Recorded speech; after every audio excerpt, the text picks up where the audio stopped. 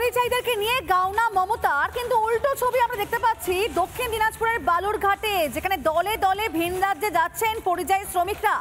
দিল্লি গেলেন দক্ষিণ দিনাজপুরে পরিযায়ীরা। ভিন রাজ্যে কাজ করতে কোনো সমস্যা নেই, ভিন রাজ্যে নির্ভয়ে নিশ্চিন্তে কাজ করি, বাংলায় কাজ নেই বলেই তো ভিন রাজ্যে যাচ্ছি, মমতার দাবি উড়িয়ে পাল্টা জবাব দিয়েছেন পরিযায়ীরা।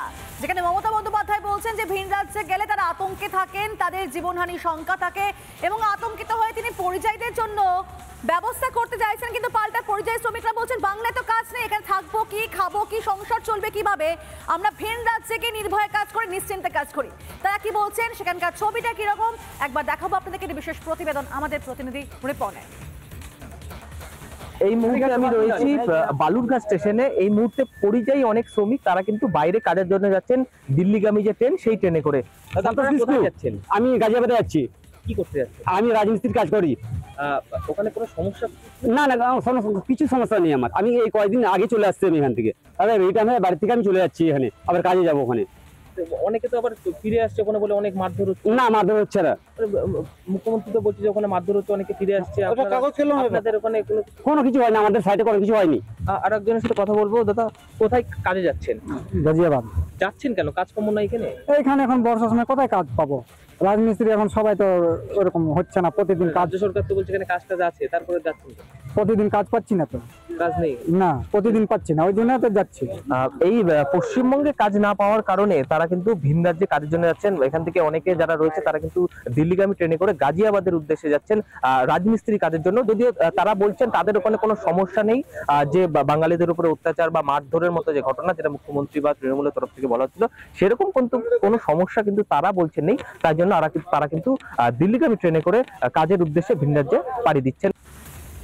দিল্লি গেলেন দক্ষিণ দিনাজপুরের পরিযায়ীরা এবং ভিন রাজ্যে কাজ করতে কোনো সমস্যা নেই তারাই বলছেন, কারণ ভিন রাজ্যে তারা নির্ভয়ে কাজ করতে পারেন, নিশ্চিন্তে কাজ করতে পারেন। কয়েকদিন আগে আপনাদেরকে দেখিয়েছিলাম দিল্লির পরিযায়ী শ্রমিকরা পরিষ্কার বলেছিলেন যে তারা পশ্চিমবঙ্গ থেকে দিল্লিতে ভালো রয়েছেন। অর্থাৎ মমতা বন্দ্যোপাধ্যায় মিথ্যাচার ফাঁস করলেন পরিযায়ীরা। আপনাদেরকে আরো শোনাবো এই পরিযায়ী শ্রমিকরা কি বলছেন, শুনুন এক এক করে। ওখানে मैं कुटी से खाना बना, 4-5 घर में खाना बना। এখানে তো সেই কাজ নেই। नहीं, खाना মনে করো সব कुछ अच्छा है, কিন্তু কামাই নেই। আপনি তো ভারতীয়, আপনি কোনো ভয় নিয়ে যাচ্ছেন না, আমি যেখানে আছি আমার মালিকে টিকিট করে দিল। যারা ভারতীয় ওখানে তাদের কি সত্যি কোনো ভয় আছে নাকি? না না, অনেকে আছে। আমি যেখানে থাকি বহুত বাঙালি। আচ্ছা, এই যখন সিচুয়েশন, পরিযায়ী শ্রমিকরা যখন মমতা বন্দ্যোপাধ্যায়ের মিথ্যার পর্দাফাশ করলেন, সেখানে ক্রেতা সুরক্ষা মন্ত্রী বিপ্লব মিত্র কি জানিয়েছেন, আমাদেরকে বিজেপির সাংসদ সুকান্ত মজুমদার বা কি বলেছেন, শুনুন আপনারা।